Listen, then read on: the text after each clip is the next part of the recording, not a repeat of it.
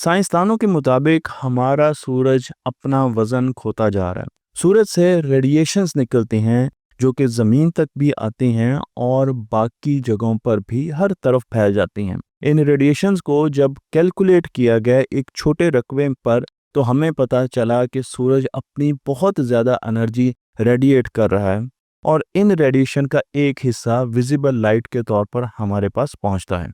जब ये तखमीना 2010 में लगाया गया और एस्ट्रोफिजिकल जर्नल में ये स्टडी पब्लिश हुई, क्योंकि हम जितनी भी बात करते हैं वो साइंटिफिक स्टडीज़ पर मुश्तमिल होती हैं, तो पता चला कि तकरीबन 4 मिलियन टन मैस सूरज इस वक्त लूज़ कर रहा है 1 सेकंड में। लेकिन इसमें परेशानी की बात नहीं, सूरज 5 अरब साल तक चमकता रहेगा। लेकिन जो सूरज का मैस कम होता जा रहा है, वैसे ही सूरज की ग्रेविटी भी कम हो रही है। सूरज की ग्रेविटी के कम होने की वजह से सैयारे, प्लैनेट्स जो सूरज के गिर्द घूम रहे हैं, उनके मदार बढ़ते जा रहे हैं।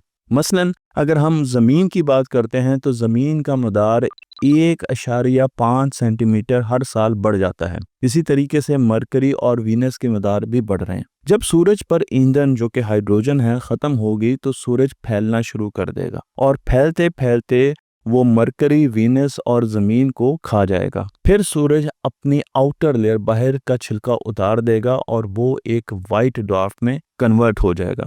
ये वाइट ड्वार्फ सूरज के इस वक्त के मैस का तकरीबन 50 से 60% होगा। सूरज का मुस्तकबिल हमें नज़र आ रहा है और हम एस्टीमेट लगा रहे हैं, लेकिन अभी भी 4 से 5 अरब साल तक हम सूरज की धूप को एंजॉय कर सकते हैं।